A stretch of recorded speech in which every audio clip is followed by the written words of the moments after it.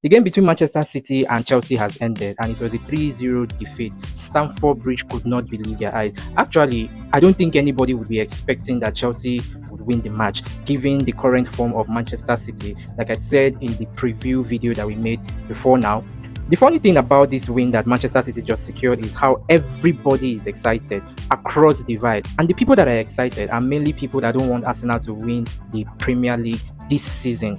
For instance, there's this clip of a Manchester City fan that has probably gone viral. The guy was seen drinking from an empty bottle, and guess what? That bottle was branded with Arsenal. That bottle had Arsenal written all over it, and he was just drinking from that empty cup. And everybody could understand what that guy meant. Everybody could understand where he's coming from, and everybody knows where he's going to with that clip. I'm sure that clip has gone viral. It has become a generational meme. Welcome back, guys. Let's talk about the game between Manchester City and Chelsea. Okay, starting from the first half, I actually started doubting that Manchester City was going to win that game, to be very honest with you. The first half was keenly contested. Chelsea, they were very dangerous in the counter-attack. They seemed to know what they were doing in their defense. The defense was watertight. Manchester City had a very hard time trying to infiltrate into the defense of Chelsea. And if not for the offline technology that has really brought a lot of good and sometimes controversy to football, Cucurella had already given Chelsea an early lead in that game, but the goal that he scored was disqualified because it was discovered that he was offside. But to be honest, if Chelsea had continued in that same momentum, if they had sustained the energy they had in the first half, maybe they wouldn't have considered 3 whole goals, right? But when the second half began, it became another different kind of story. Chelsea became absolutely lost. And whatever motivation Pep Guardiola gave his guys in the dressing room worked very well when they came back in the second half. The first goal, of course, was scored by Nico O'Reilly, who seemed to have mastered the act of scoring amazing goals with his head. We saw what he did in the game between Manchester City and Arsenal. That is the Carabao Cup final, when he scored that amazing second goal. And now he was the one that opened the winning streak for Manchester City in this game during the 51st minute, just a few minutes after the second half began. And that was where everything unlocked. I think the first 2 goals for Manchester City was scored within 6 minutes. After the first goal from Nico O'Reilly, the second goal came from Guehi, who got an amazing assist from Ryan Cherki. The build up to that second goal was really awesome, right? We saw how Cherki pretended, or he faked the first corner that he wanted to play. Meanwhile, we didn't know that he was using his eyes to scan the 18-yard box to see how he was going to manipulate Chelsea's defenders to give that beautiful assist. That assist dismantled Chelsea's defense, to be honest. I believe you can see what I'm talking about in the clip that you're currently watching. After the second goal, Chelsea became totally uncoordinated, and of course, the third goal came from Jeremy Doku. This goal from Jeremy Doku it's been a long time coming. Jeremy Doku has been an amazing forward, and his energy is unmatched, right? I think that guy can play 200 minutes of football without getting tired, to be honest. His energy is unmatched. He's always on the run. His speed is top notch.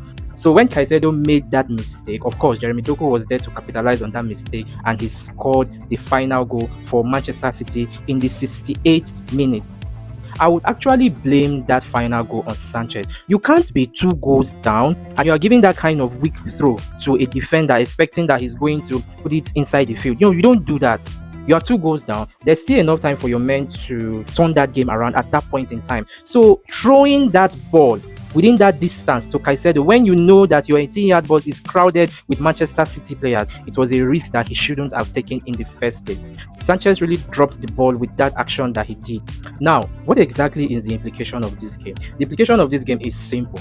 It's not really about Chelsea anymore. Of course, it has reduced the chance of Chelsea going to the Champions League next season. But the overall implication that everybody is talking about is the fact that it is becoming very clear that Arsenal may go trophyless this season. Because given the current standing, Manchester City is just 6 points behind Arsenal, and they have 1 more game to play. So if they win that next game, it will mean that they are just 3 points behind Arsenal. 3 points behind Arsenal means that Arsenal really have to put a very solid fight, a strong fight, to ensure that they don't go trophyless this season. And that is the exciting thing about football. That is the exciting thing about the Premier League. I think the Premier League has gained so much clout, it has gained so much attention, and it has gained so much prestige because of all this drama. Because how would you explain that a few weeks ago you were 9 points clear and now you're just 6 points clear, whereas the guys that are following you closely are not people that you can close your eyes on. They are not people that you can sleep on. These guys already knocked you out of the Carabao Cup.